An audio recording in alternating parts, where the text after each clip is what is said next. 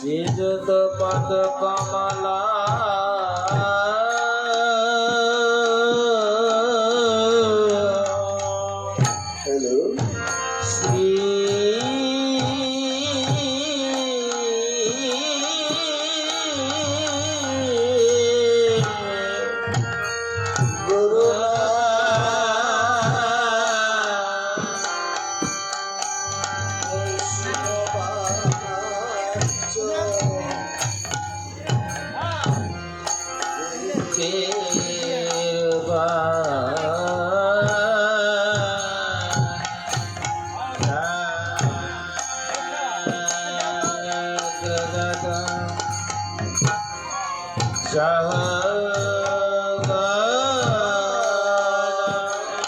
रघुनाथा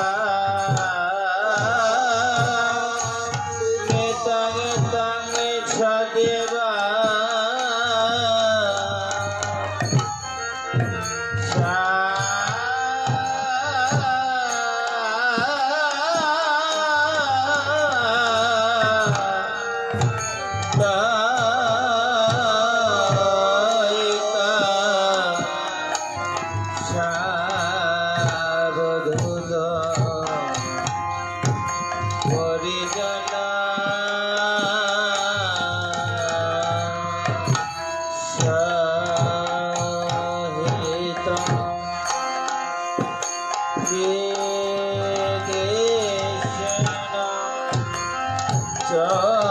चैतन्य देवा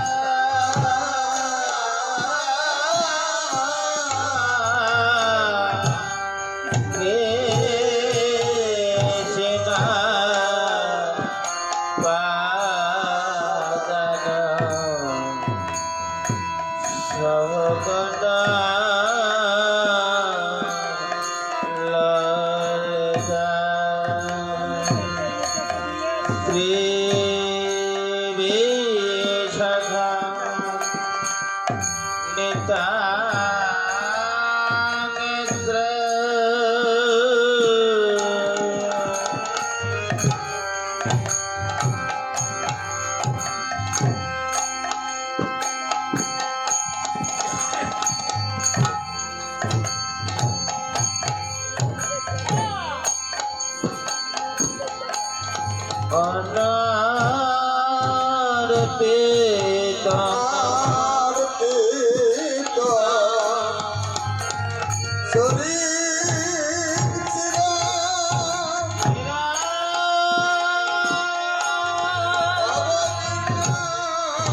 कृष्ण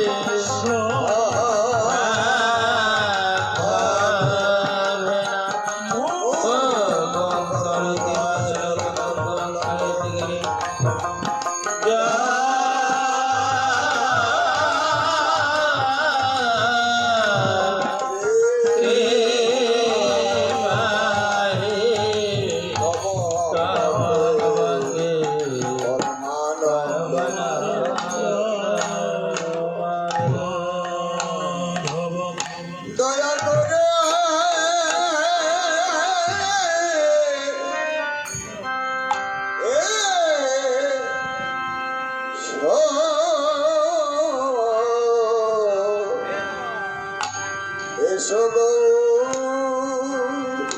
সবাই নিচে বসতে হবে।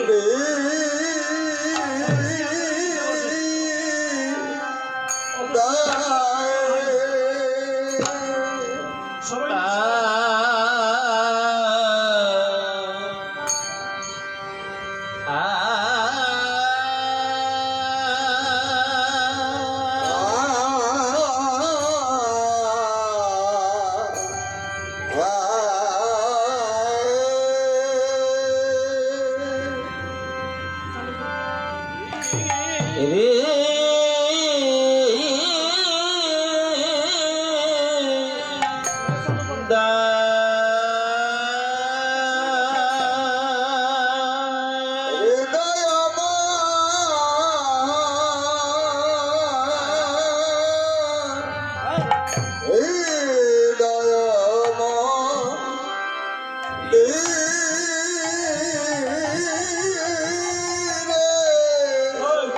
একেবারে দয়া করে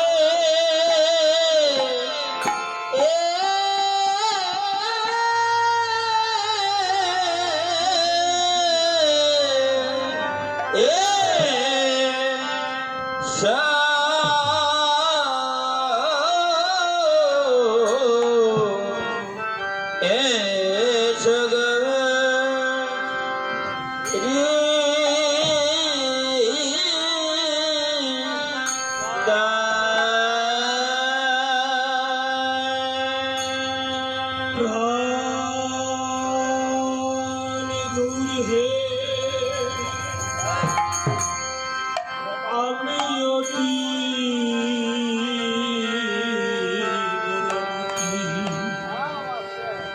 না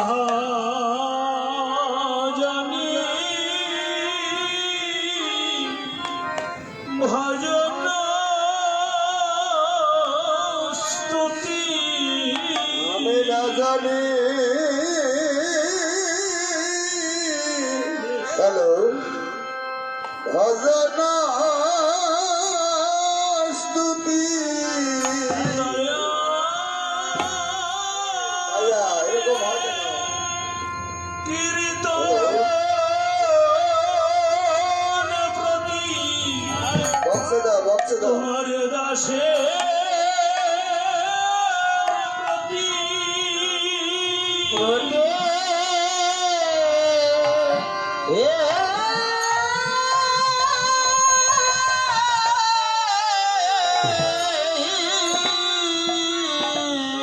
দাসের প্রতি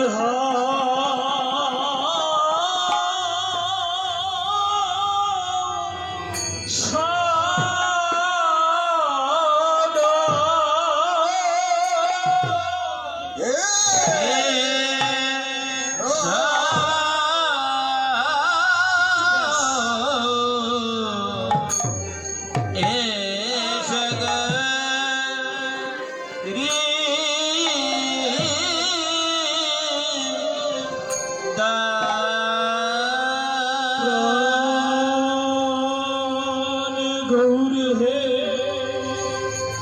তুমি আসিলে আনন্দ হবে ভক্তের নিরানন্দ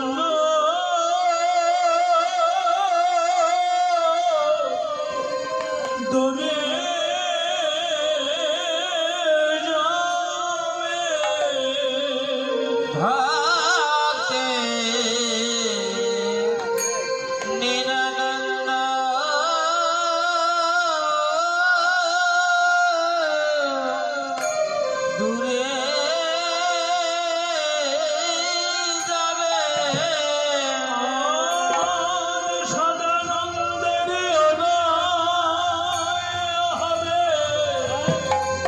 তাই তোমার সঙ্গ বঙ্গ পারস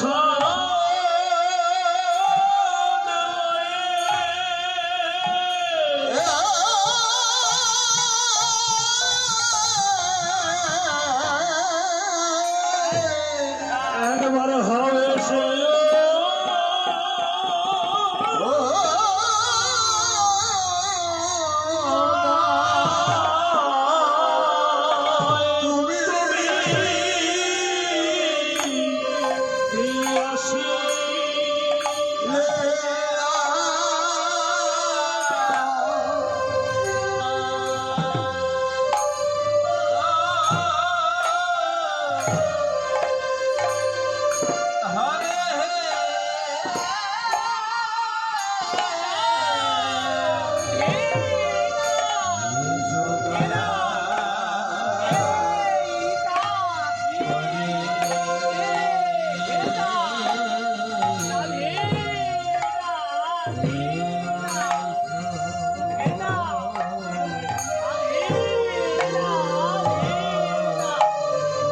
ভাই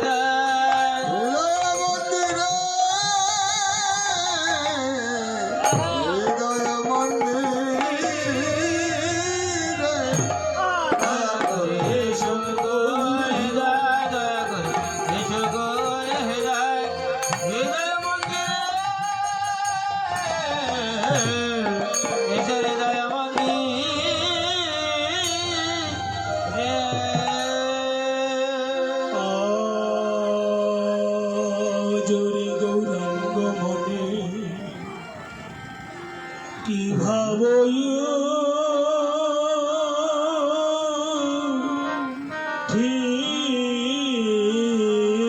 ছিল ওই ধবলি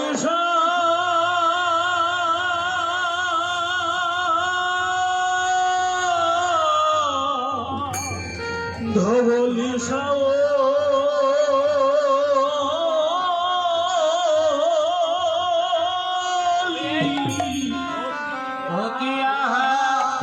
মরে মরে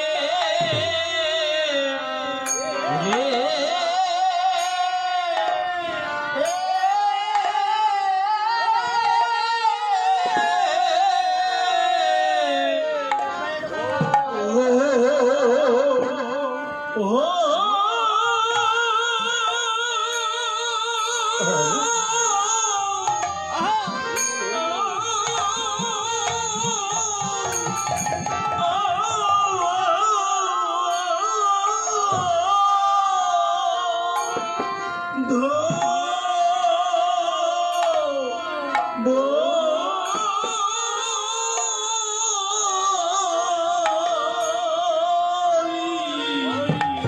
ধবলি সাও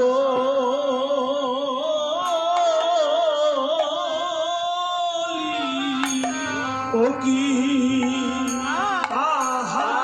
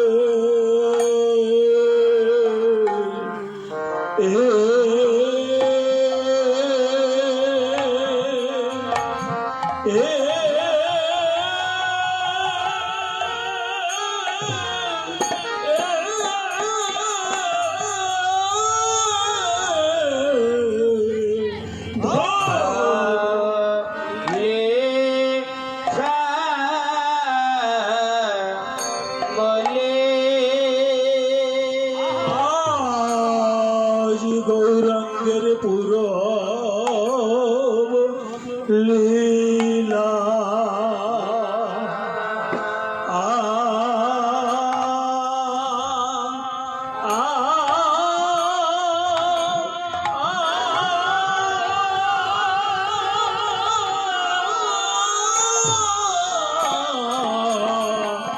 মনে মনে বলো রে ঘাবো লে বলে আজ গৌরাঙ্গের পুরব লীলা মনে পড়ে আজ গৌরাঙ্গের পুরব লীলা বলে বলে এ ভাই আরেকটু বাড়া দাও। বলে ওই সাগরটা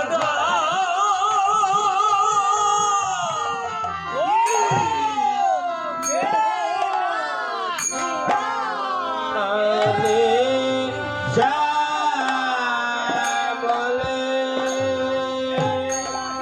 ও গৌরবা বলে চাবলে ও পুরব লীলা মনে পড়ে চাবলে চাবল ও পুরব লীলা মনে পড়ে বলে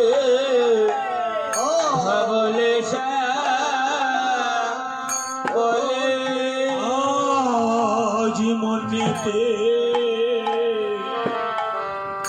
পড়লো রে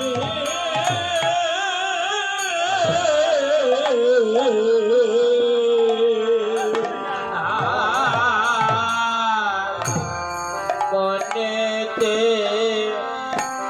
বলরে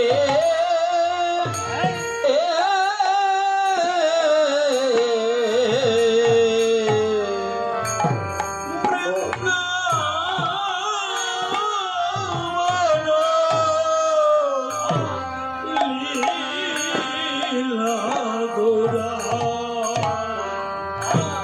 মনেতে পড়লো রে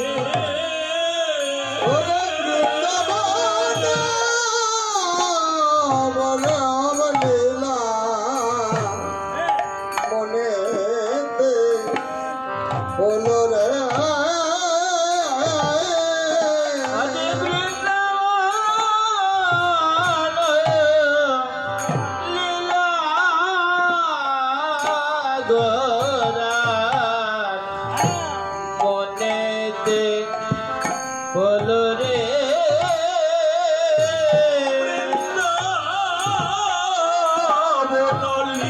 লীলা গোরার প্রেমে বলল হরি বলে বৃন্দাবন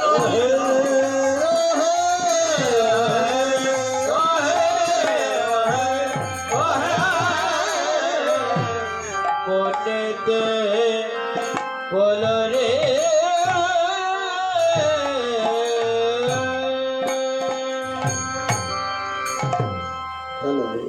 জগতী শ্রীধাম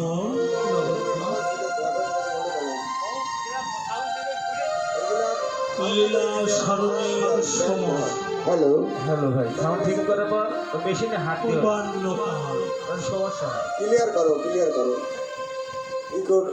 চলতি ভাষায় আমরা সবাই ভাষা দাও সহজে বুঝতে পারি গমন গোষ্ঠ লীলা। যাই হোক, কেউ বলে দেবগোষ্ঠ, কেউ বলে গমন গোষ্ঠ, কেউ বলে গোষ্ঠে গমন। যে যাহাই বলুক না কেন, শাস্ত্রীয় গ্রন্থ অনুযায়ী গৌর গুটিকা ভজন, গৌর গোবিন্দ ভজন গুটিকামিত অনুযায়ী এই পালার নাম হল পূর্বাহ্ন লীলা স্মরণ। লীলা বিলাসের সময় সীমা 6 দণ্ডকাল, যা বর্তমান আধুনিক সময়ের পরিমাপে 2 ঘন্টা 24 মিনিটের সমান।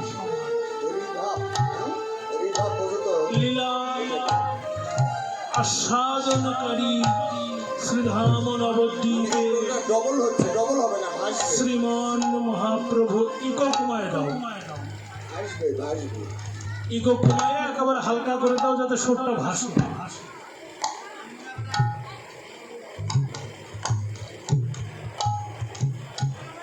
হ্যালো লীলা সাধনকারী শ্রীধাম নবদ্বীপে শ্রীমান মহাপ্রভু শ্রী গৌরাঙ্গ এরকম ভাষা ভাই।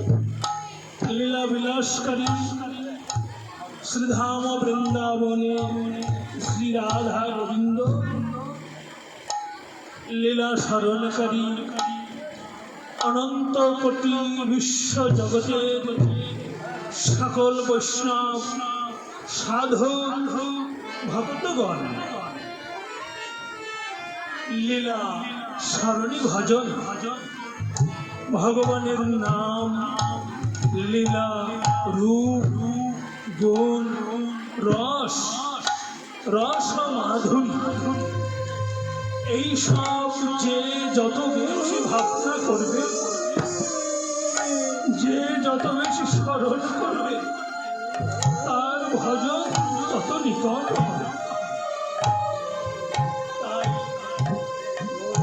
কলি পাবন অবতার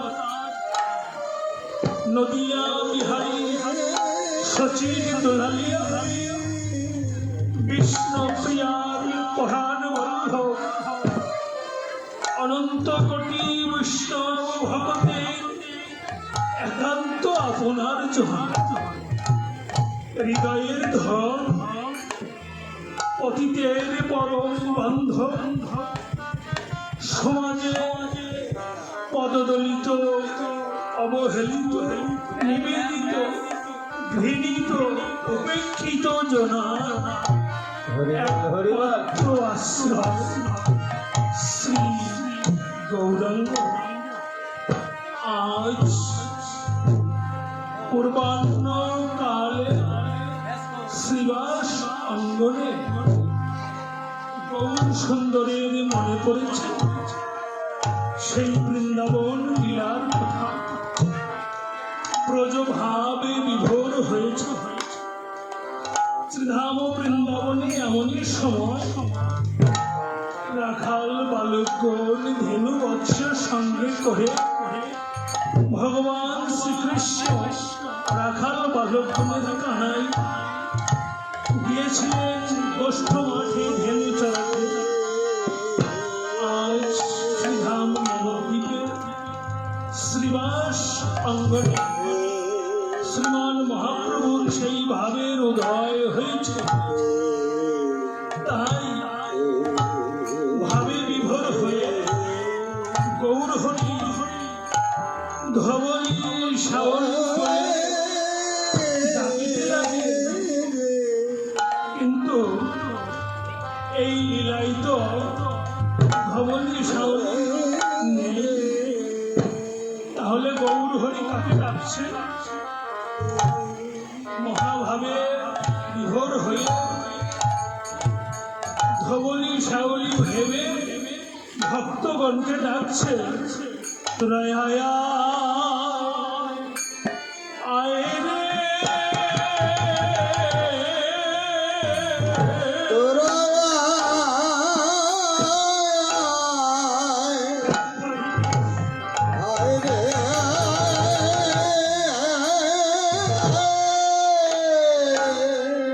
তোরা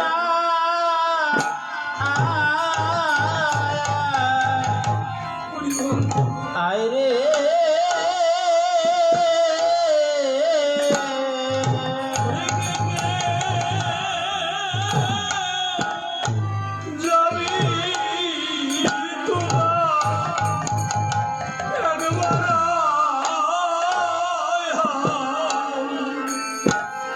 তোরা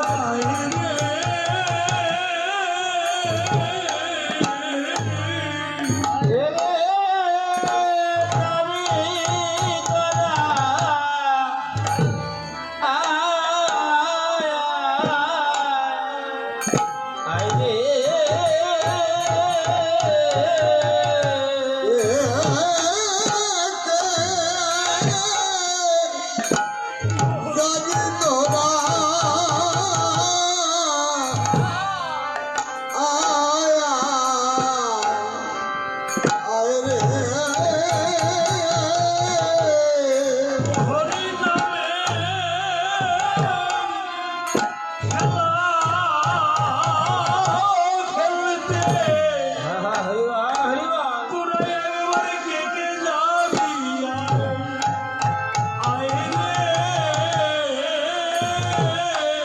হরি নামে খেলা খেলতে তোরা কে কে যাবি? আয় আয় রে হরি খেলা খেলতে তোরা কে কে যাবি? আয় রে হরি নামে খেলা খেলতে কে কে যাবি?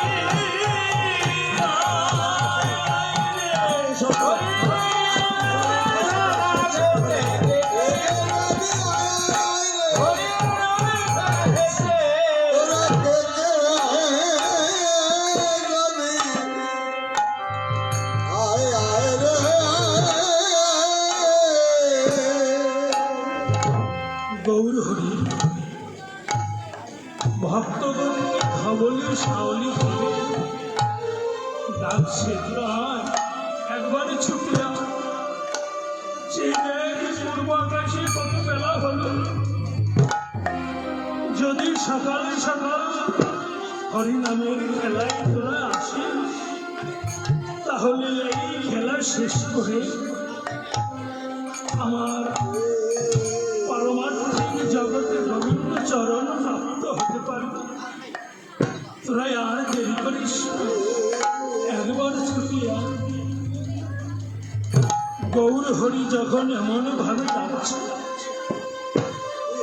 আমার মতন এক হতভাগ্য অপরাধী যেন নরকের কীট ডেকে বলছে, হে গৌর হরি, তুমি তো পূর্বলীলাই শ্রীকৃষ্ণ, হ্যালো পূর্বলীলাই তোমার সঙ্গে যে খেলতে গিয়েছে, হ্যালো সেই খেলায় হেরে গিয়েছে।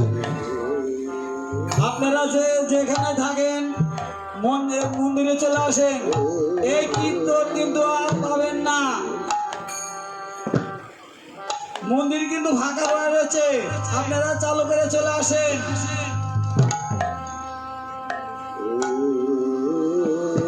হরিবল হরিবল। তোমার সঙ্গে যে খেলতে গিয়েছে খেলায় সেই হেরে গিয়েছে, তাই তোমার কথায় আমরা আর খেলতে আপনারা যেখানে আছেন ঘোরাফেরা না করে মঞ্চে আসুন, মঞ্চ কিন্তু ফাঁকা। এ বাবা হয়েছে, আর বলা লাগবে না। এ ভাই, আর বলতে হবে না, তোমার আর বলতে হবে না। যার যতটুক ভজন তার ততটুক স্মরণ, আর সে তেমন ভাবেই আসবে। যার হৃদয়ে হরিনামে থাকে না, সে কীর্তনের স্থানে আসে না। ডেকেও আনতে পারবেন না, আবার যদি আসে ঠেকাতেও পারবেন না। তো যার অন্তরে হরিনামের ঢেউ আসবে তাকে ডাকতে হবে না ভাই, একাই চলে আসবে। তাই তুমি শ্রীকৃষ্ণ, তোমার সাথে যে খেলতে গিয়েছে খেলায় সেই হেরে গিয়েছে, না না না, তোমার সঙ্গে আর খেলতে যাবে। গৌর হরি ডেকে বলছে, দেখ, পূর্ব যুগে পূর্ব লীলায় যে খেলাটি খেলেছি সেই খেলায় দুটি পক্ষ ছিল, হার জিত ছিল। এক পক্ষ হারবে আর এক পক্ষ জিতবে, এটাই খেলার নিয়ম। তবে আজ আমি তোমাদের সঙ্গে যে খেলা খেলব তাদেরই জয় রে, তাদেরই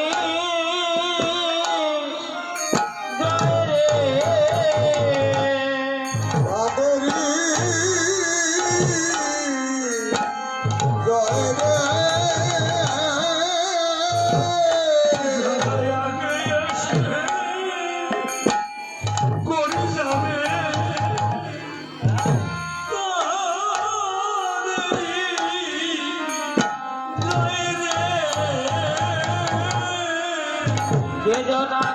সে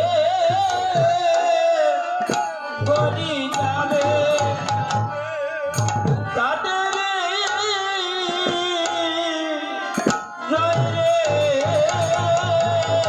জীবনাতে সে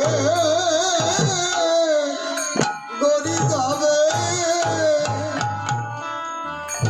আগে তাদেরই জয় রে যেখানে আগে সে করি যাবে বল হরি বলে আগে সে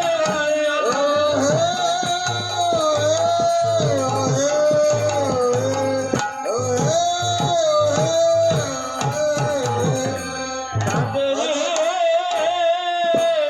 জয় রে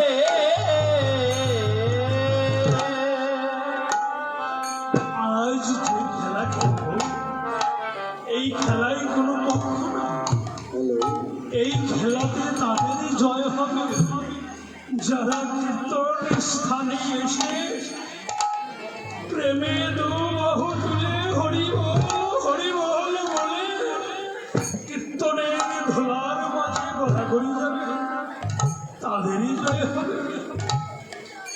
তাহলে যারা আসবে না তাদের কি জয় হবে না? ভগবান বললেন তাদেরও জয় হবে, কিন্তু যারা আগে আসবে তাদের আগে জয় হবে। এমন ভাবে আর কিসের মাধ্যমে, কোন খেলার মাধ্যমে জয় হবে? আজ খেলব হরি নামে খেলা খেলবো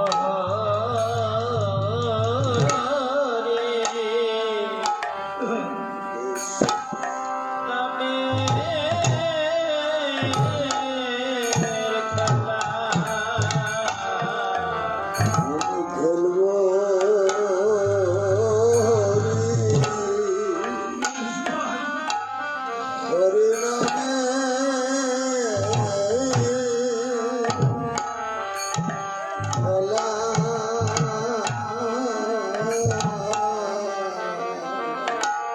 বদনে বলল হরি বল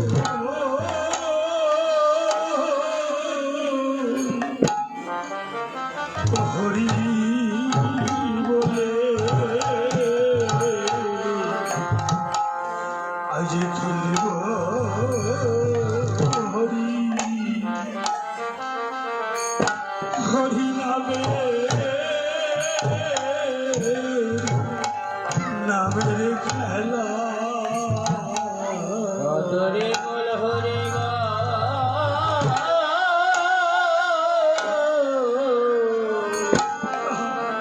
হরি বলে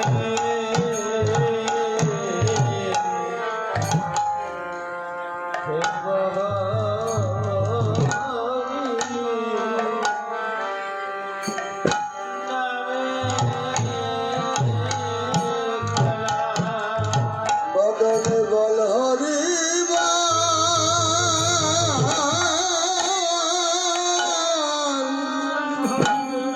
হরি বলে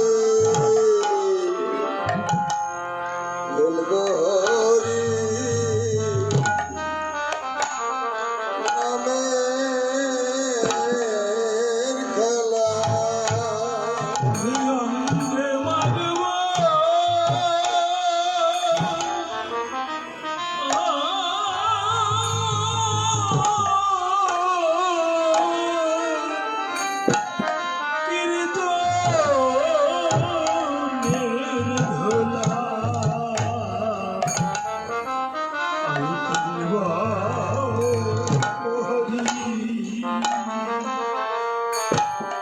হরি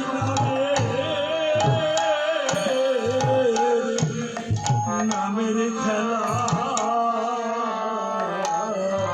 অঙ্গে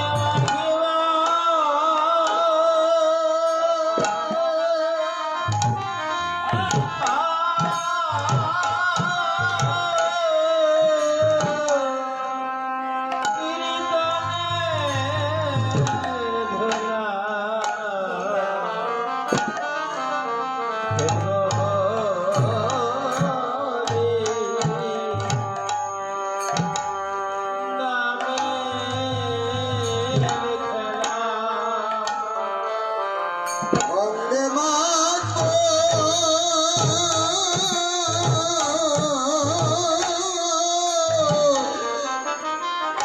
কীর্তনে তুলা বলবো হরি নামে খেলা আমার কাকি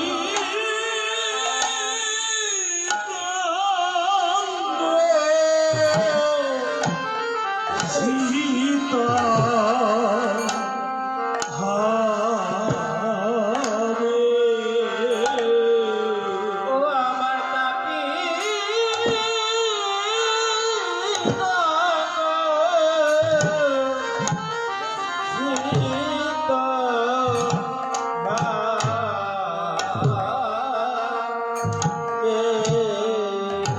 আমার বাপিদা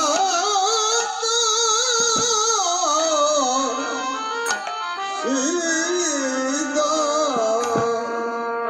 হবে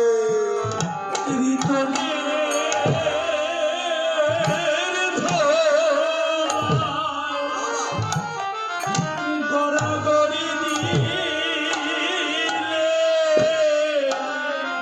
তাপি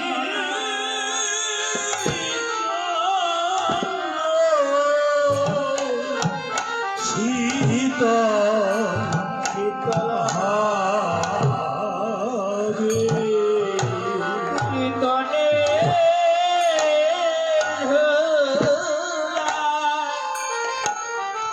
ঝোলা গরি দিলে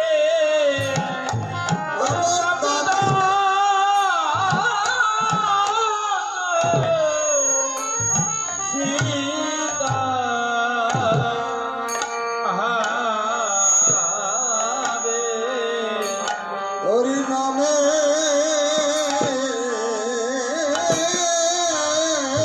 ধুলা বেশ ভাই বেশ হরি দিলে আমার বাপিদা সীতা হবে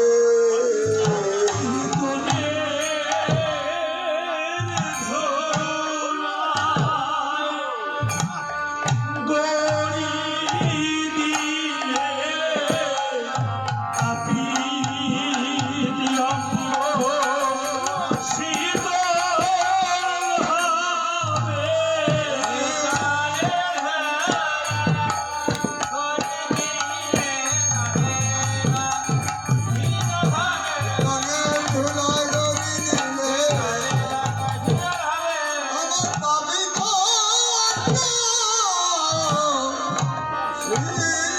সীতা হবে পৃথিবীতে কত রকমের খেলা আছে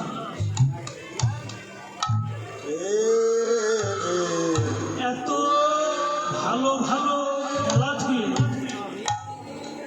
গৌর হরি নামের খেলা কেন বেছে নিয়েছে? বর্তমান যুগে দেখা যায় ঘরের মধ্যে বসে মোবাইলের মধ্যেই কত রকমের খেলা, একজনের আরেকজন কিভাবে হত্যা করবে, ধ্বংস করবে, সব পরিকল্পনা ঘরের মধ্যে বসে থেকেই করা হয়। তার নাম দাবা খেলা। এবং করে ওই রাজাকে আমি ধ্বংস করবো, তাই না? বড় বড় খেলা, রাজাদের খেলা, সাধারণ মানুষের খেলা না। ছোটবেলায় আমরাও খেলেছি হাডুডু খেলা, খেলি নাই? মোরগ যুদ্ধ খেলা স্কুলে আসো, হ্যাঁ? আমার ওই যে এবার করে দিয়া কয়েকটু রূপ দিলাম, ওরা যেন কি খেলা কয়, হ্যাঁ, তাস খেলা, এরকম খেলাও আছে। আবার একটা বল 22 জন মানুষ মিলে লাগছে, হ্যাঁ, ওটা কি খেলা বলে, ফুটবল। আর একটা বল আর একটা বৈঠে দিয়ে বেরিয়ে আয়, ওটার কি খেলা বলে। এগুলো দামি দামি খেলা। গৌর হরি এত ভালো ভালো দামি দামি খেলা বাদ দিয়ে এই হরিনামের খেলা নিয়ে আসছে। তো আমার মনে হয় ভক্তবৃন্দদের এই খেলাটা পছন্দ হয় নাই। যদি পছন্দ হইতো পিছনে যায় বসে থাকতো না, আর ওই চেয়ারে বসে ঘুম পারতো না, পারতো কি? কাজেই গৌর সুন্দরের এই খেলাটা ভক্তবৃন্দের পছন্দ হয় নাই। এই জন্য চেয়ারে বসে মাঝখানে একটা কি বলে, ওই যে পাঠির মতন একটা ভাস করা জিনিস রেখে বসে বসে পরিকল্পনা করে আর কিভাবে মারবো। ওইগুলো হলে মনে হয় ভালো হইত। কেন হরিনামের খেলা আনলেন? ভগবান এবার অঙ্গীকার করেছেন জগতের সবাইকে উদ্ধার করিব। ভগবানের এমন কিসের অভাব ছিল বলেন তো? তার কোনো অভাব আছে কি? সে খায় না, পরে না, ঘুমায়? তার মল ত্যাগ আছে না, আহার আছে? কোনো কিছুই তো নেই। তাহলে তার এত ঠেকা পড়লো কেন যে এই এত লোকজন সাথে নিয়ে মাঠের মধ্যে দৌড়াদৌড়ি করতে হবে, খেলতে হবে? ওই নন্দ মহারাজের 9 লক্ষ ধেনু প্রত্যেক দিন মাঠে নিতে হবে, আনতে হবে। তাদের জন্য, এই জীবের জন্যই তো সব।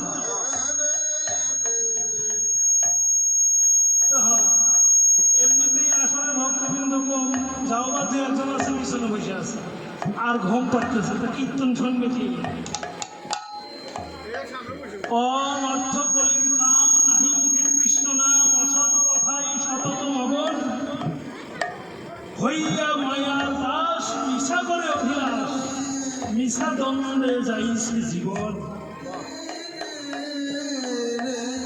কলির জীব কষ্ট করতে চায় না, পরিশ্রম করতে চায় না। এসির মধ্যে বসে থেকে খেলবো নাকি ওই মাঠে গিয়ে দৌড়াদৌড়ি করে গায়ে ধুলাবালি লাগাইয়া ঘাইমা সেই খেলা খেলবো? পছন্দ। কিন্তু যতই খেলা এসির মধ্যে বসে থেকে খেলো, এই খেলাই যতদিন না আসবে ততদিন তোমার ওই আশার যাওয়া শেষ হবে না। 84 তো ঘুরতেই হবে, তারপরে যে কত রাশি ঘুরতে হবে তার সংজ্ঞা আর নাই। তাই কেন হরিনামের খেলা আনলেন? ত্রিতে যুদ্ধায়ত বিষ্ণু ত্রেতায়ং যজতি মক্ষৈ দাপরে পরিচর্যায়ং তদৌ তদ ধরিকীর্তন। সত্য যুগের মানুষের তাদের হাজার হাজার বছর পরমায়ু ছিল। তাহারা ভগবান বিষ্ণুর ধ্যান করে তাকে সন্তুষ্ট করে তাদের মানব দেহকে সার্থক করতেন বা উদ্ধার করতেন। ত্রেতা যুগে 1000 বছর পরমায়ু। ত্রেতা যুগে কি ভগবান রামচন্দ্রের বিভিন্ন যজ্ঞ আদি, নবমের যজ্ঞ হতে পারে, অশ্বমের যজ্ঞ হতে পারে, আরো কত রকমের যজ্ঞ আছে, হোমের যজ্ঞ, বিভিন্ন যজ্ঞ। বিভিন্ন যজ্ঞ দ্বারা ভগবান রামচন্দ্রকে তুষ্ট করতেন। তার দ্বারা এটা সাধন সিদ্ধি লাভ করতেন। ত্রেতায়ং যজতি মক্ষৈ, ত্রেতায় সেবা অর্চনা করা, পূজা করা। পূজা মানে সেবা। সেবায় যদি ভগবান শ্রীকৃষ্ণকে তুষ্ট করতে চায় কেউ, তো সেই সেবা কি সেবা? কোন সেবা? ওই বাজার থেকে একেবারে ওই 160 টাকা কেজি আতপ, সুগন্ধি আতপ চাউল নিয়ে এসে রন্ধন করে মিষ্টান্ন, পায়েস, লুচি, ভালো ভালো সবজি ভাজি করে রান্না করে ওই ভগবানের সামনে দিয়ে খাওয়া, এটা সেবা? এই সেবা সেবা না। শাস্ত্রে বললেন কলিযুগের মানুষ, তাদের মন হলো ছোট, সংকীর্ণ, ছোট্ট মনের মানুষ। উদারতা না হলে কাউকে সেবা করা সম্ভব না। তাই সেবায় উদারতা চাই। কলিযুগের মানুষের মন কেমন?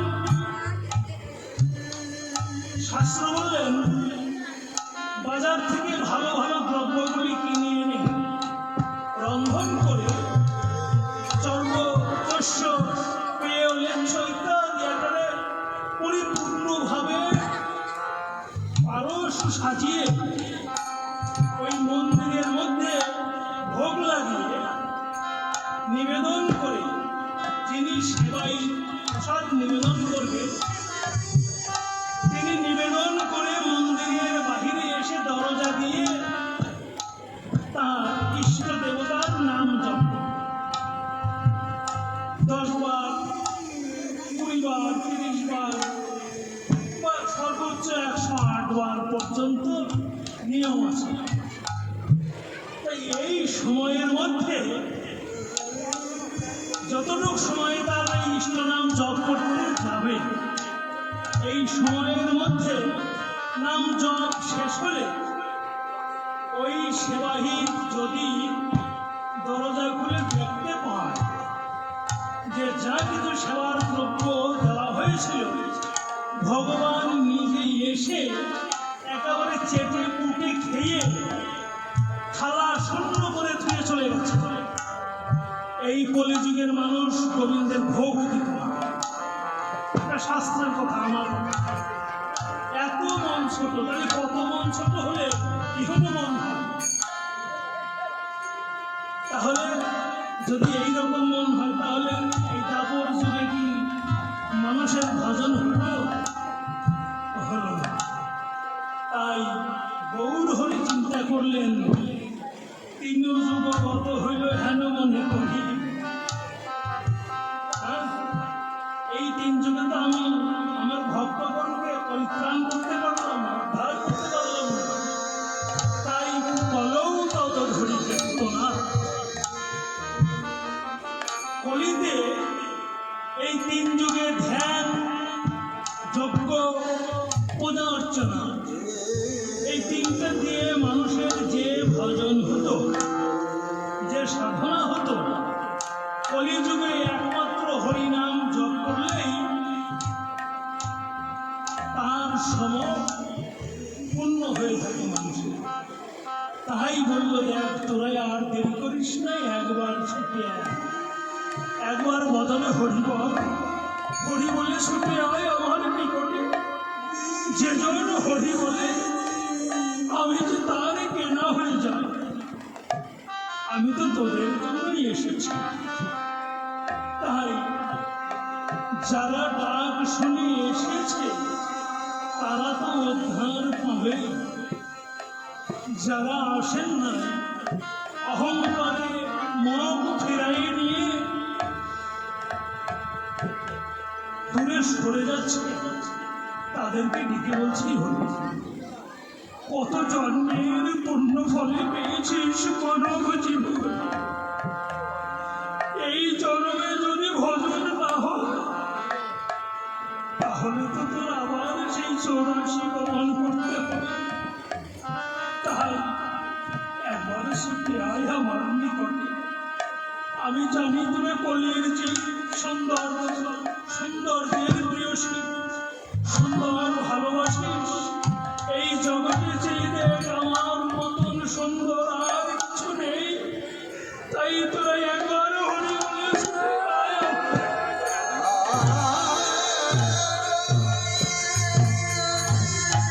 আমি গরিবের হরিনাম প্রেম দিয়ে উদ্ধার করি।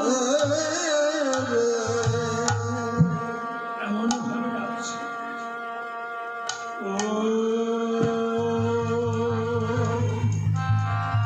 ও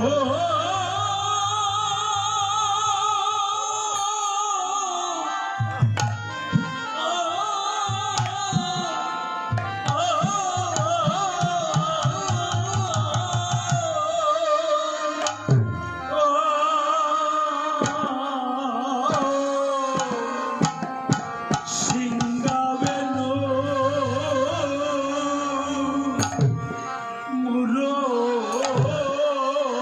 মুরলিকো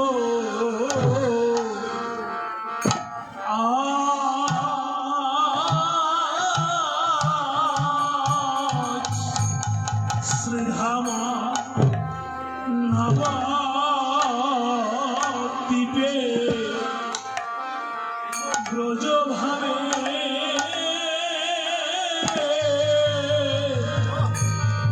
বিভোর হয়ে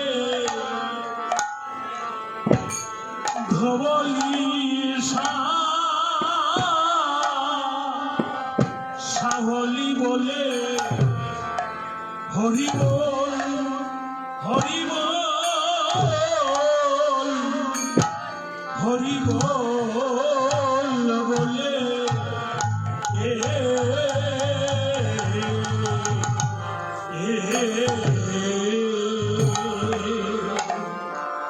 আজ সভা এটা ডাকিল Oh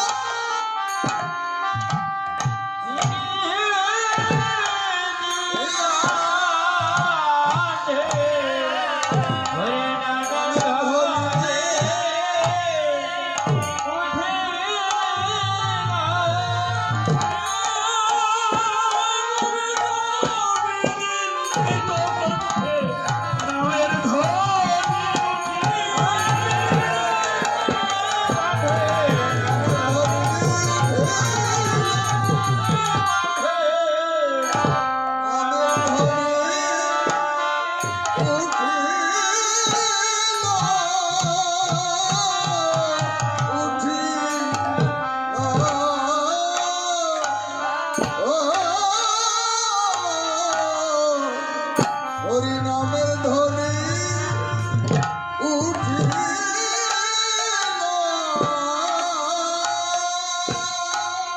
বিনু বিনা বিনিন্দিত কণ্ঠে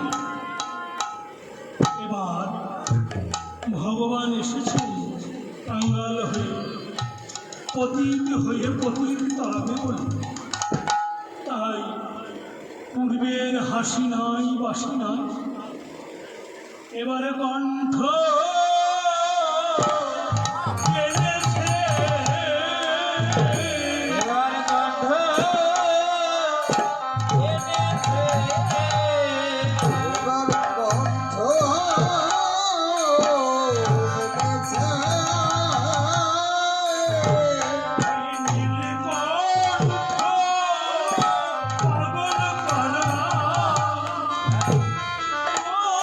এবার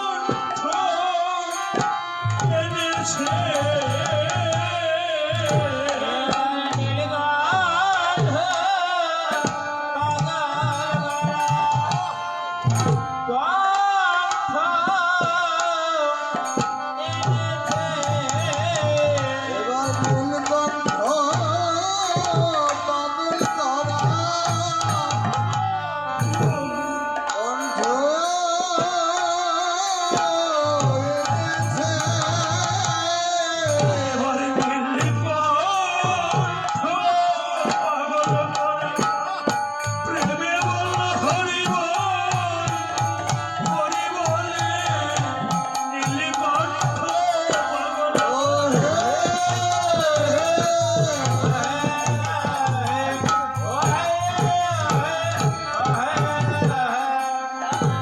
কণ্ঠ এনেছে।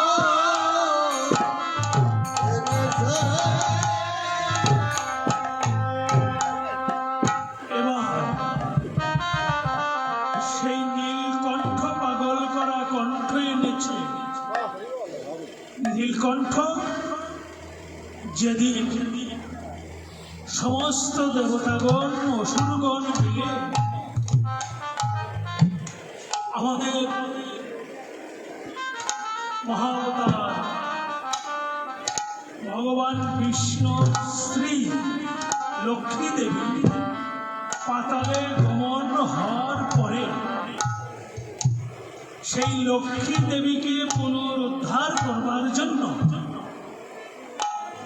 সুর অসুর উভয় মিলে সেই মন্দার পর্বতে ক্ষীরোদ সাগরে সাগর মন্থন করেছিলেন। সাগর মন্থন করবার সময় লক্ষ্মী, মহালক্ষ্মী, সুধার ভাণ্ড, গাভী ইত্যাদি বহু দ্রব্য উঠেছিল। সেই সঙ্গে সেই সাগর মন্থনের যে রশি, সেই রশিটা ছিলেন কে? কৃষ্ণা। কৃষ্ণাগ অবশেষে কি করলেন? তার অন্তরে যত বিষ ছিল সমস্ত বিষ ছেড়ে দিলেন।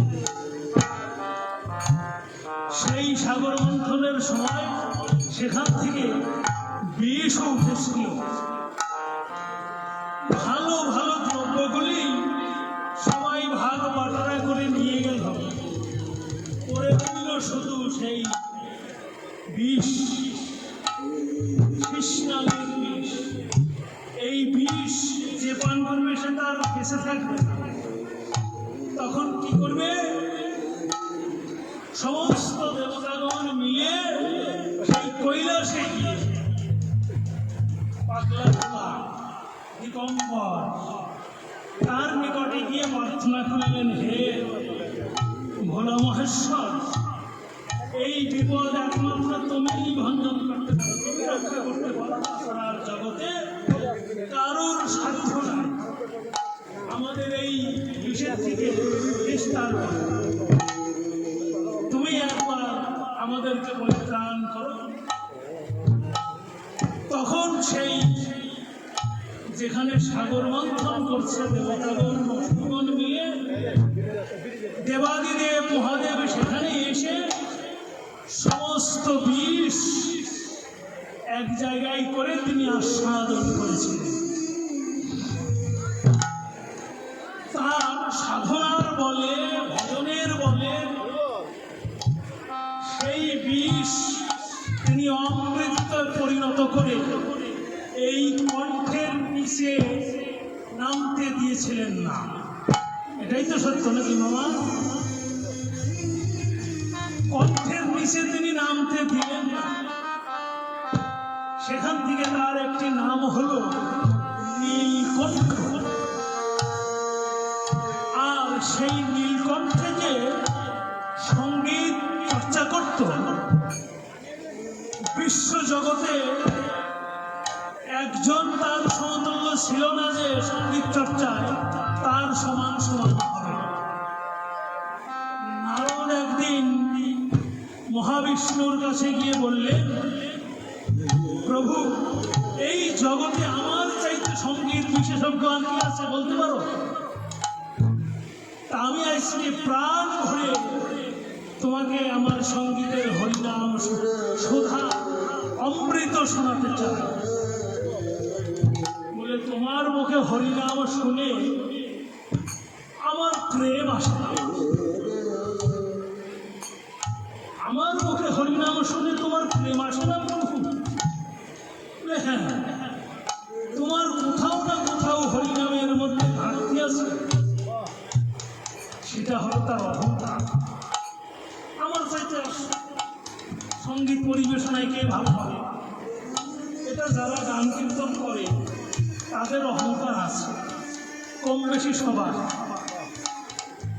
তা বললেন, নারদ, যদি সঙ্গীত আমাকে শোনাতে চাও তাহলে সঙ্গীত আচার্য যিনি দিগম্বর কৈলাসে থাকে, ভোলা মহেশ্বর, তাকে গিয়ে বলো, সে যদি সঙ্গীত গায় আমি শ্রবণ করতে পারি। তখন গিয়ে বললেন, দেবাদিদেব, আপনাকে সঙ্গীত পরিবেশন করতে হবে। আর মহেশ্বর তখন বললেন, আমি যে সঙ্গীত পরিবেশন করব, আমার সঙ্গীত শুনবে কে? শোনার মতো ভক্ত কোথায় আছে বলতে পারো? তুমি গিয়ে শুনে আসো। ব্রহ্মা, বিষ্ণু এরা যদি আমার সঙ্গীত শুনতে রাজি হয় তাহলে আমি গাইব, না হলে গাইব না। কারণ এদের মতো ভক্ত না হইলে আমার মতন সঙ্গীত আচার্য সঙ্গীত পরিবেশন করবে না। সেই জন্য কীর্তন শোনার জন্য ভক্ত হতে হয়, শ্রবণটাও ওই রকম তৈরি করতে হয়। আবার গায়ক করেও একটু চর্চা করে গায়কই আনতে হয়। তাই বললেন, হ্যাঁ, তিনি আপনার কাছে পাঠিয়েছেন মহাবিষ্ণু, তিনি আপনার মুখের সঙ্গীত আস্বাদন করতে চান। বেশ, চলো যাই। সঙ্গীতের আসর বসেছে, ভোলা মহেশ্বর সঙ্গীত পরিচালনা করছেন। সেই সঙ্গীতটা এখন চলে না। এখন কোনো ছেলে মেয়ে যদি গান শিখতে বলা হয় যে তুমি একখান ঠাট বলো তো, বেশিরভাগ ছেলে মেয়েরা ঠাট কি জিনিস বুঝতেই পারবে না। একটা ছোট খেয়াল বলো তো, বলতে পারবে না। একটা ছোট খেয়াল কত মাত্রা, কি কি লয়ে ব্যবহার করা হয়। বড় খেয়াল কত মাত্রা, বড় খেয়ালের তান করা হয়, কম তালের উপরে বড় খেয়াল গাওয়া হয়। জিজ্ঞেস করেন, আমার মনে হয় 500 মধ্যে একজন সঠিক উত্তর দিতে পারবে কিনা, সন্দেহ আছে। তো একসময় সঙ্গীত শিখেছি। আমার সঙ্গীত গুরু ছিলেন নিমাই পণ্ডিত। এই সিরাজগঞ্জের মধ্যে তিনি খেয়াল গানের উস্তাদ, বড় উস্তাদ ছিলেন সিরাজগঞ্জ ডিস্ট্রিক্টের মধ্যে। তিনি চলে গেছেন, তার কাছে আমি 5 বছর শিক্ষা গ্রহণ করেছি। যাই হোক, তখন দেবাদিদেব সেই খেয়াল গানের সঙ্গীত চর্চা করতে লাগলেন। সঙ্গীত শ্রবণ করতে করতে আমার স্বয়ং ভগবান মহাবিষ্ণু ফুলে জল হয়ে বের হয়ে যেতে লাগলেন। তাহলে সঙ্গীতের কি মধুরিমা আর ভক্তের শ্রবণের কতটুকু কর্ণ হয়েছে, সে কতটুকু মনোপ্রাণ দিয়ে সঙ্গীত আস্বাদন করছে। সঙ্গীত শুনে জল হয়ে যাচ্ছে। নিকটে বসা ব্রহ্মা তখন কি করলেন, ওই জল কুমণ্ডলের মধ্যে ধরলেন। বলেন তো ওই জলটা কে ছিলেন? বলতে পারবেন কেউ? শুনেছেন কিন্তু আপনারা মনে রাখেন না। গঙ্গার উৎপত্তি কোথা থেকে? বিষ্ণুর চরণ থেকে না? ভগবান বিষ্ণু যখন দেবাদিদেবের মুখের সঙ্গীত শুনে গলে গিয়ে জল হয়ে গিয়েছিলেন, তখন স্বয়ং ব্রহ্মা কুমণ্ডলে ওই গঙ্গাকে ধরে রেখেছিলেন। ওটাই গঙ্গা। মহাবিষ্ণুর চরণ থেকে গঙ্গার উৎপত্তি হয়ে এই জগতে এসেছিল। তারপরে ভগীরথ বহু সাধ্য সাধনা করে এই ধরাধামে তাকে এনেছিলেন। সেটা পরের আসরে আলোচনা করা যাবে। তো এই যে তার সঙ্গীত পরিচালনার যে কণ্ঠ, পাগল করা কণ্ঠ, এমন নীলকণ্ঠ পাগল করা গৌর সুন্দর এবার নিয়ে এসেছে। ডাকছে, তোরা একবারে ছুটি নয়, হরিবহল বলে এই ধুলার মাঝে গড়াগড়ি দিলে তাহার আর কোনো পাপ থাকবে না, তাহার কোনো জ্বালা থাকবে না। তোরা সহজেই সাধনায় সিদ্ধিপ্রাপ্ত হয়ে সেই গোলকধামে গমন করতে পারবে। ও শিবা বেনো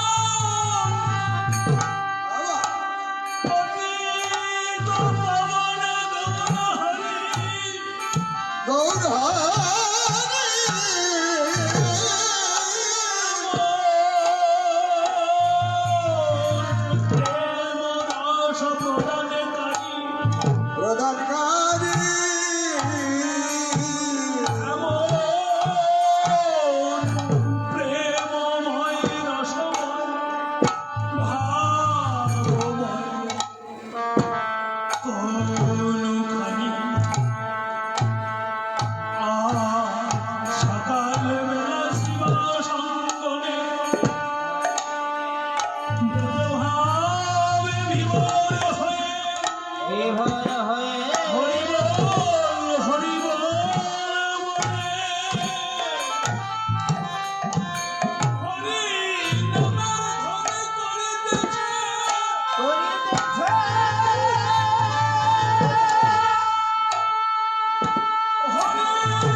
নামের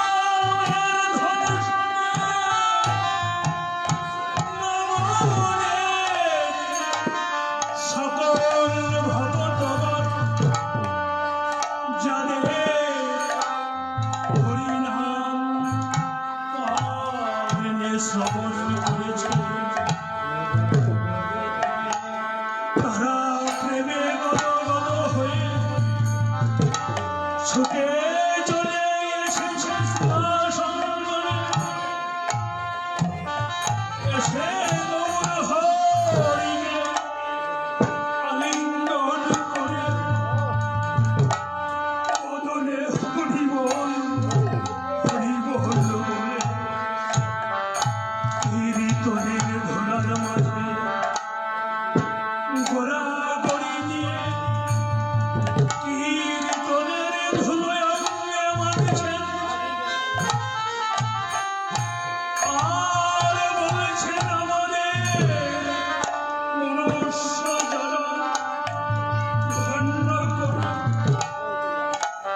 এই কলিকালে তোমার মতন কেমন কবি ধার করে জগতে আর একজন আজ যদি তোমার সঙ্গে হরিনামের কৃপায় না যায় আমাদের এই পাপিষ্ঠ দেহ আর কোনোদিন উদ্ধার হবে না।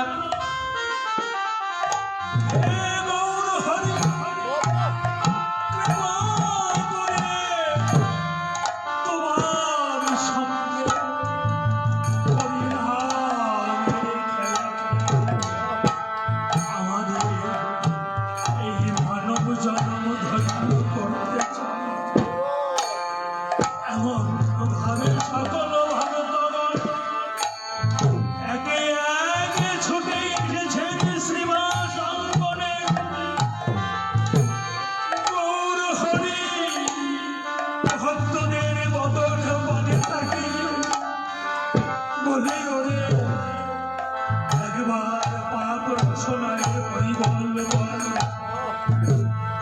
যে জন্য হরিবল বলে আমি যে তার কিনা হলাম আমার আপনাকে তার কাছে বিক্রয় করি হে জগৎজি একবার হরিনাম উচ্চারণ করে ওই মধুমাখা হরিনামে আমাকে শোনা তোদের মুখে হরিনাম শুনে আমি ধন্য হব। আমার সার্থক হবে কলির জীবের কবির কালে শ্রীধাম নবদ্বীপে অবতীর্ণ হওয়া আমার গৌরাঙ্গ রূপে অবতীর্ণ হওয়া সার্থক হবে। যদি তোদের নাম প্রেম দিয়ে উদ্ধার করতে পারি তাই আর দেরি করিস না। একবার সত্যি হয় আমার সকল ভক্তগণ এসে দাঁড়িয়েছে ওর সুন্দর বলছে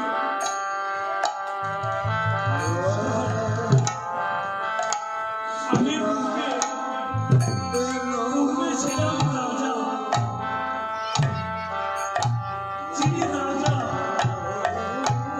তাকে কেউ পরিচয় করে দিতে হয় না উনি রাজা অথবা মহারাজা তাই পূর্বলীলায় ছিলেন নন্দসুত ভগবান শ্রীকৃষ্ণ শ্রীনন্দের নন্দন রাজার পুত্র রাজা হবে এটাই স্বাভাবিক এক সময় এমন রাজতন্ত্র ছিল তাই তিনি রাজ আবরণ অঙ্গে ধারণ করে সবসময়। যিনি রাজা তার পরিচয় করে দিতে হয় না, তিনি লক্ষ ভক্তের মধ্যেও তিনি থাকে, দেখলেই বোঝা যায় তিনি রাজা। তাই বৈষ্ণব কবি এক পাশে দাঁড়িয়ে বললেন, পূর্বলীলায় তুমি ছিলে রাজা, তবে এবার এসেছো পতিত হয়ে, পতিত হবে। তাই ধরা নাই সোনা নাই, ধরা নাই চূড়া নাই, ধরা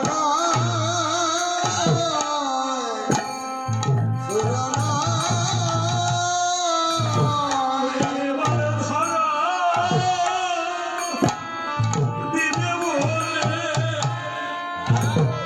পূর্বের ধরা নাই। চূড়া নাই, এবার ধরা দিবে বলে পূর্বে ধরা নাই, চূড়া নাই। এবার ধরা পড়বে বলে পূর্বের ধারা পুরানা ওরে হাসি নাই, বাসি নাই, ধরা নাই, চূড়া নাই। হাসি নাই, বাসি নাই, ধরা নাই, চূড়া নাই। হাসি না বাসি না পূর্বের ধারা পুরানা হাসি নাই, বাসি নাই, এবার ধরা দিবে বলে হাসি নাই।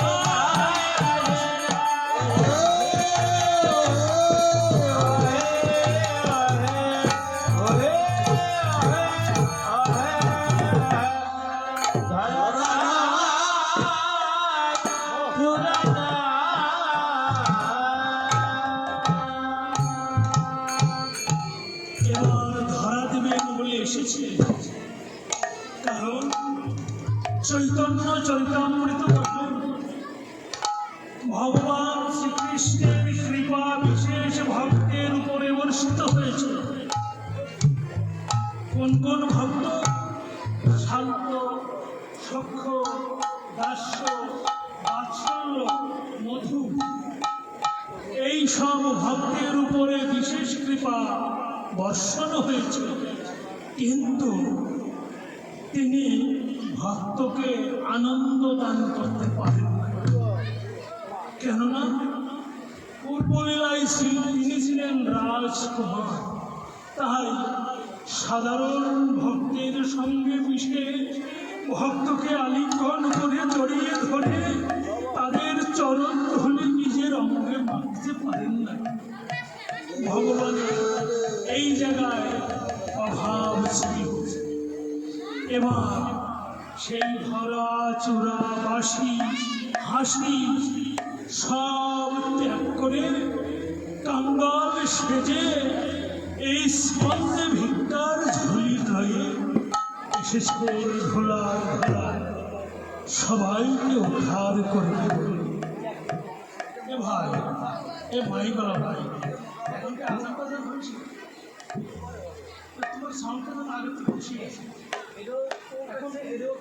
তোমার এখন কথা বলতে শক্তি লাগতেছে। প্রথমে শক্তি পাই না, এখন একটু শক্তি দিয়ে না বললে কথা যায় না। শক্তি দিয়ে বলতে গেলে তো বলা উচিত। আমরা ধীরে কথা বলবো, সেই কথাটা পরিষ্কার বের করে দেবো।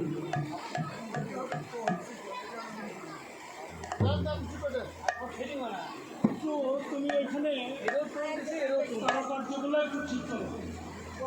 প্রথমে একটু ঠিক হয়েছিল, কিন্তু পরে আবার ঠিক হয়ে গেছে, বুঝেছ? প্রথম যখন শুরু করি তখন বেশ ভালোই ঠিক করছিলাম, আবার পরে ঠিক হয়ে গেছে। তা ব্যাস ব্যাস দাও, ব্যাস একবারই নাই থেমে গেল। ও ভাই সাউন্ড ফাইটে গেল, কাটা দিতে হবে। বুঝলে কি হলো, মেশিনে হয়তো অত পাওয়ার ফলান এরকমও হতে পারে। নাই যাক, তা হই হই বলে গোড়া ফিরায় পাচন, সাউন্ডও মোটা গৌর সুধর ব্যাস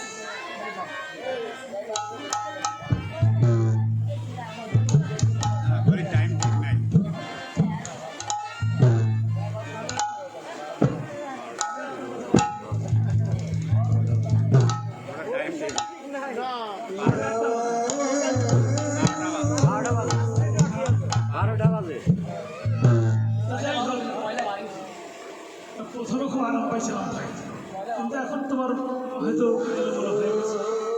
তুমি ব্যাস সাউন্ড টোনে, টোন যে জায়গায় নিবে ওই জায়গায় টোনে আর হাত দিবে না। তুমি ব্যাস দিবে, একটু সামান্য হলেও ইকো দিও, এগুলো দিয়ে একটু মিক্সার করো, দেখো ঠিক হয়ে যাবে। আর কথাটা যেন আসতে বললে আমার কাছ থেকে বের করে দিতে হবে, ছোট্ট ভাষা। এদিকে বসেন, সব পেছনে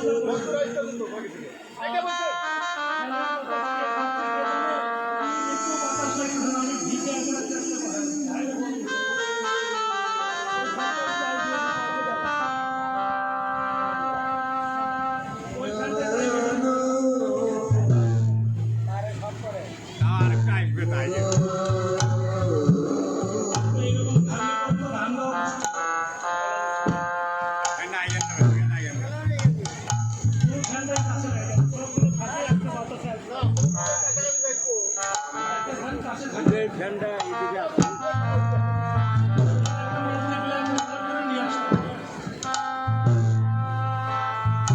যাই হোক,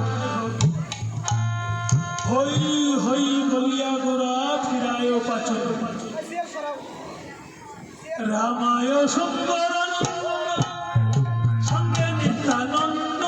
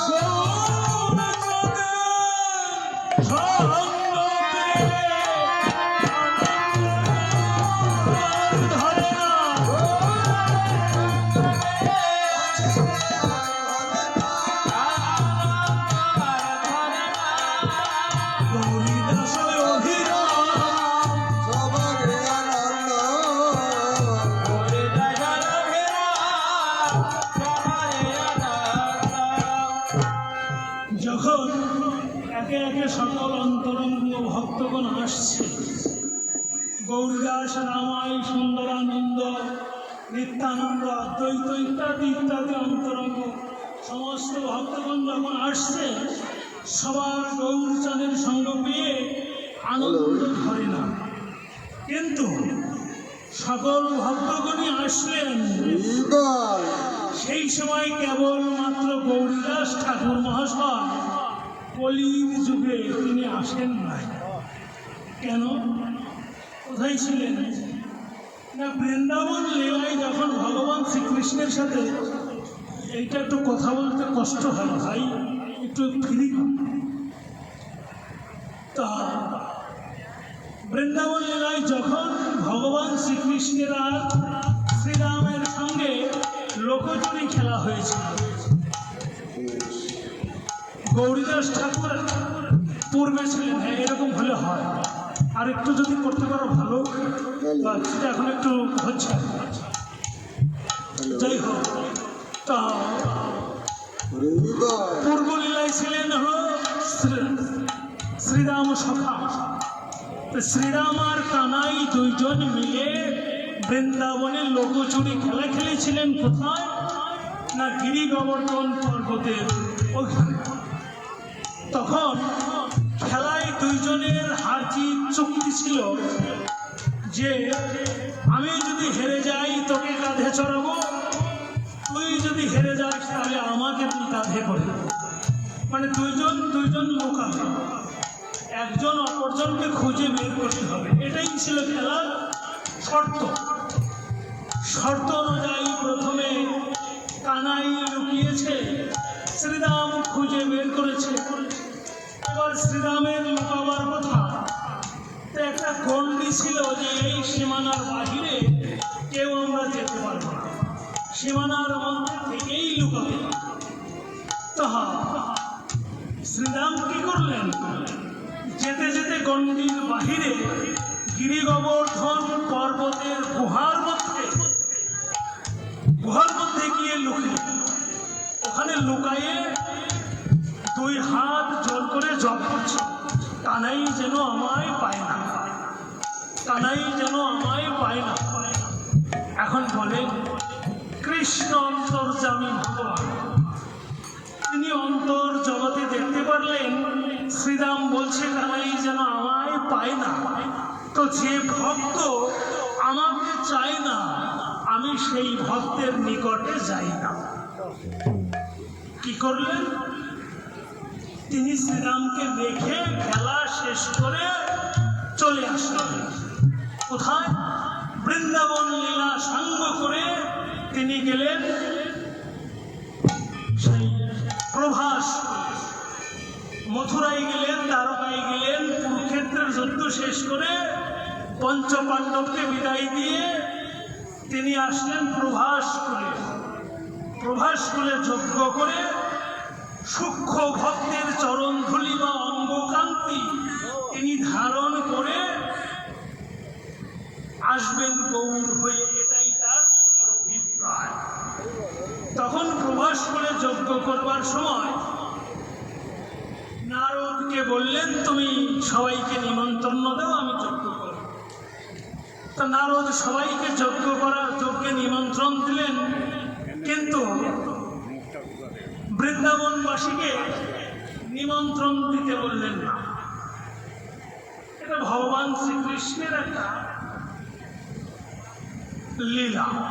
বৃন্দাবনে তিনি নিমন্ত্রণ পত্র পাঠালেন না, কিন্তু নারদ আসবার সময় মনে মনে ভাবলেন যে এত বড় একটা যজ্ঞ হবে, সেই যজ্ঞে যদি বৃন্দাবনবাসী নিমন্ত্রণ না দেই তাহলে তো অপূর্ণ থেকে যায়। তাই তিনি বৃন্দাবনবাসীকে আসবার পথে নিমন্ত্রণ দিয়েই আসলেন। তো সবাই আসলেন।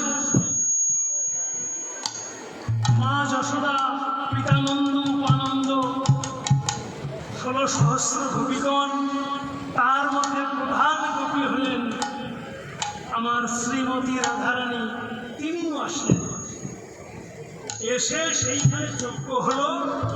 একটি পদ্ম আছে, সেই পদ্মের সমান সমান যে হবে, এক পাল্লায় একটি পদ্ম আর এক পাল্লায় ভক্ত পরীক্ষা হবে। সেই পদ্মের সমান সমান যে হবে তার পায়ে অর্ঘ্য দিয়ে তার অঙ্গকান্তি ধারণ করে তিনি আসবেন। কি করলেন? এমন ভক্ত বাছাই পর্বে গিয়ে দেখা গেল 33 কোটি দেবতাও সেখানে ব্রজবাসী কতজন এলো গেল, কেউ ঠিকলো না।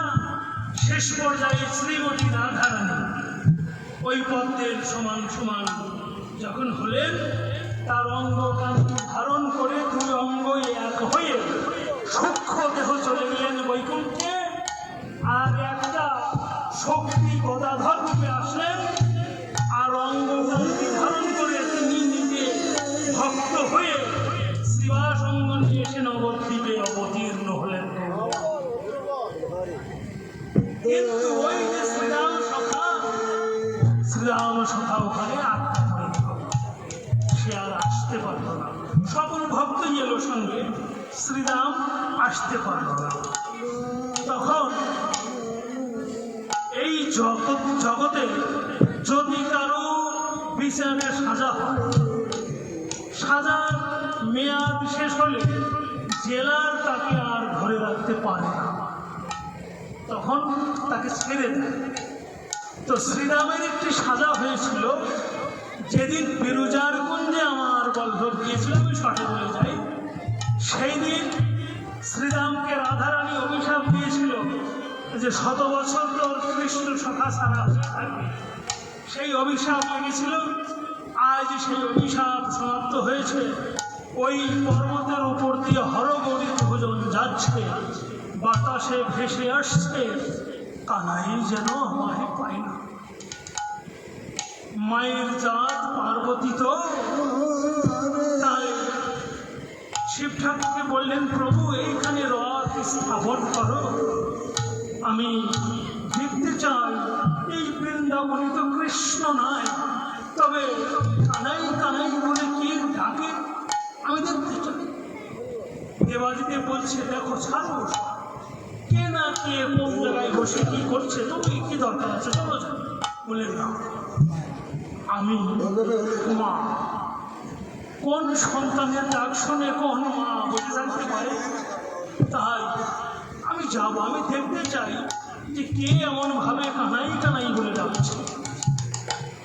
তখন ওই গুহার মধ্যে প্রবেশ করে দেখতে পায় বৃন্দাবনের কৃষ্ণ সখা শ্রীরাম। শ্রীরাম বসে বসে ধ্যান করছে, ওর শরীরের উপর দিয়ে বৃক্ষের শিকড় গজিয়ে গেছে। ডেকে বলছে, ওরে শ্রীরাম, তোমার কানাই তো আর বৃন্দাবনে নাই, সে তো গিয়েছে শ্রীধাম নবদ্বীপে, গৌরাঙ্গ হয়েছে। বলো কি, তাহলে কি আমি কানাইকে হারা হলাম? বলে না, তুমি পাবে, এখনই চলে যাও গোদাবরীর তীরে। দেখো রায় রামানন্দ ধ্যান করছে, একমাত্র রায় রামানন্দ তোমার কানাইয়ের সন্ধান করতে পারে। তৎক্ষণাৎ চলে এলেন রায় রামানন্দের নিকটে। তিনি ধ্যান করছেন, ধ্যানস্থ অবস্থায় ডাক দেওয়া উচিত নয়। ধ্যান ভঙ্গ করে যখন উঠেছে, তখন বলেছে, রামানন্দ বলো, আমার কানাই কোথায় আছে? রামানন্দ চিন্তা করলেন, ইনি তো সামান্য মানুষ নন, কারণ ওনার মাথার কেশগুলো জটা ধরে একেবারে মাটি অব্দি পেয়ে গেছে। 4-5 তলা সমান মানুষ, মানে তাপর যুগের মানুষ ছিলেন যার যার হাতে 14 হাত লম্বা, আর আমরা কলিযুগের মানুষ 3.5 হাত লম্বা। তাহলে 4-5 তলা সমান হবে। ইনি কোন মানুষ? ধ্যান চোখে দেখতে পেলেন ইনি আর কেউ না, বৃন্দাবনের কৃষ্ণ সখা শ্রীরাম। তাই প্রণাম করে বলছেন, প্রভু বলুন, আপনার কি সেবা করতে পারি? বলে, একমাত্র আমার কানাইয়ের সন্ধান তুমি বলতে পারো, বলো কোথায়? বলে, চেয়ে দেখো, ওই যে শ্রীবাস অঙ্গন দেখা যায়, ওই মস্তক মণ্ডন করে শিরা কাঁথার ঝুলি নিয়ে যিনি হরিবোল হরিবোল বলে হে অনন্ত বাহুকে নৃত্য করিতেছেন, উনিই তোমার বৃন্দাবন।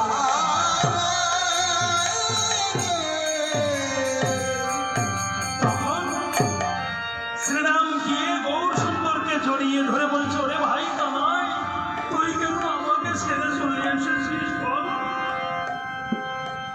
গৌর সুন্দর শ্রীরামকে সরিয়ে দিয়ে বলছে, আমি তো তোমার কানাই নই, আমি তো গৌর, আমি তোমার কানাই নই।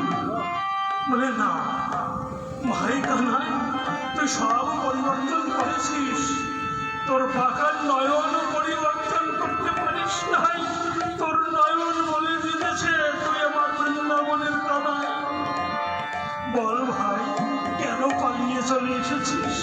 আমাকে কেন সঙ্গে আনিস নাই? বলছে দেখ, তোর চরণের তলায় আছে ধ্বজবজ্রাঙ্কুশের চিহ্ন, একমাত্র আমি জানি তোর সখা হিসেবে। অমনি চরণ তুলে দেখতে পাই ভগবানের ভগবন্ত চিহ্ন। অমনি দুজন জড়িয়ে ধরে আলিঙ্গন করে বলছি, ওরে তুই যখন আমাকে চিনে ফেলেছিস, আমাকে খুঁজে বের করেছিস, তোকে আমি আর দূরে রাখবো না। তখন তাকে কৃপা করে কলিযুগের মন্ত্র পড়ে যখন মস্তকে হাত দিয়েছে, কলিযুগের 3.5 হাত পারস হয়েছে। দ্বাদশ গোপালের মধ্যে তাকে স্থান দিয়ে নাম রাখলেন অভিরাম ঠাকুর।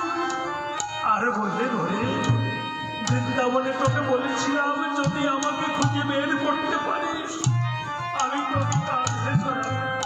এবার আয়, আমার সেই মনোবাঞ্ছা পূর্ণ ভগবান মহাত্মাকে কাঁধে চড়িয়ে ভক্তির যুগল চরণ ভগবানের পক্ষে ধরে আজ ভগবান কেঁদে কেঁদে বলছে, আমার তাপি অঙ্গ সীতা, আমি শীতল করি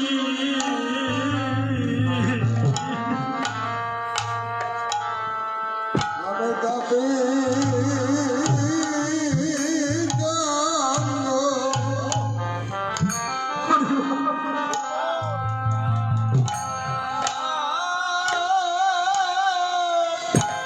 শীতল করি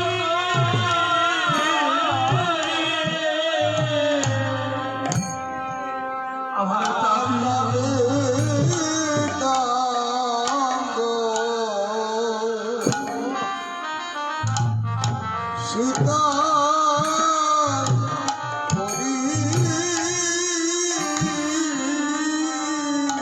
আজ ভক্তের চরণ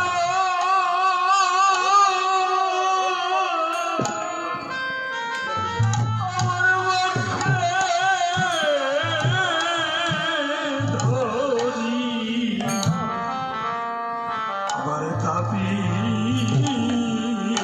অঙ্গ শীতল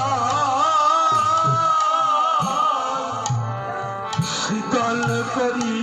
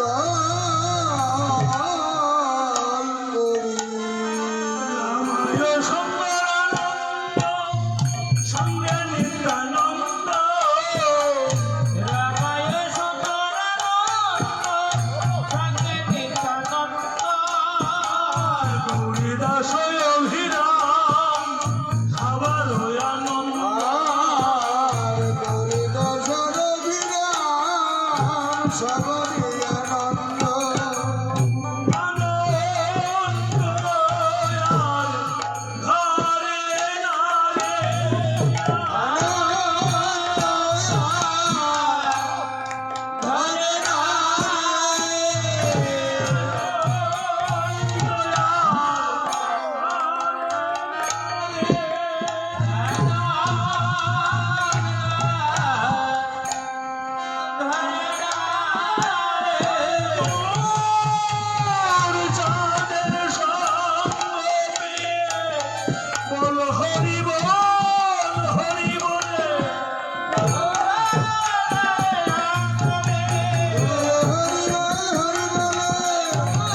ধরে